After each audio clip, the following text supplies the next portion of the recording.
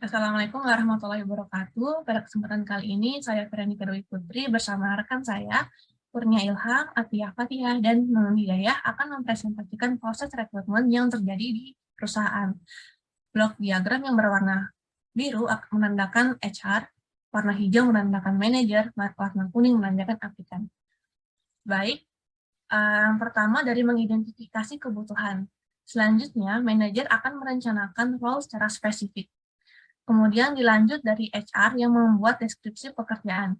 Adapun berikut adalah dokumen yang dibutuhkan dalam membuat deskripsi pekerjaan.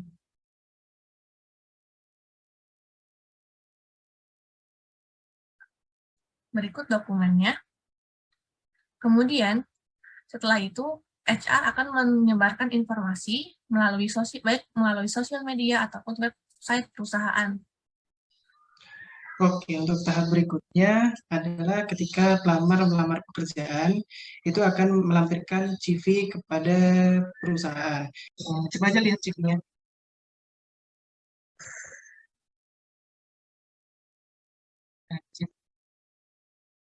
Nah, berikut adalah contoh dari CV, yaitu ada nama dari pelamar, terus kemudian ada kontaknya, edukasi, skill pelamar itu seperti apa, dan juga experience atau pengalaman dari pelamar itu sendiri. Kemudian ketika CV diterima oleh HR, maka HR akan menyaring kandidat atau tahap ini bisa disebut screening. Dari tahap itu, HR akan menentukan mana kandidat yang cocok dan mana yang tidak. Apabila cocok, maka HR dan manajer itu akan membuat tes. Tapi kalau tidak cocok, berarti pelamar tersebut dikatakan gagal. Kemudian ketika membuat tes, itu akan muncul dokumen yaitu assessment test. Sebenarnya untuk assessment test sendiri ini ada berbagai macam seperti psikologi test atau kognitif test atau kalau kita di dunia IT mungkin mengenal yang namanya coding test.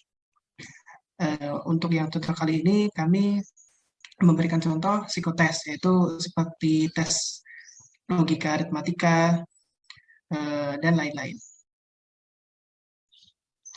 Kemudian ketika assessment test telah diberikan HR kepada pelamar, tahap berikutnya adalah pelamar mengerjakan tes tersebut.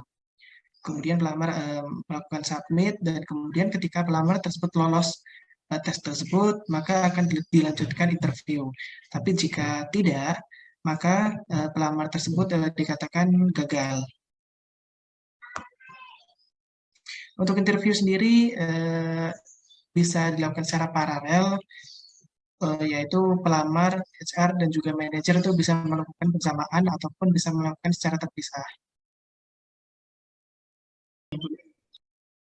Setelah HR, manajer dan aplikan melakukan wawancara, maka di sini akan menentukan apakah aplikan lolos wawancara atau tidak. Jika aplikan lolos wawancara, maka dari pihak HR akan memberikan penawaran berupa offering letter atau kontrak kerja, seperti yang sudah kelompok kami siapkan.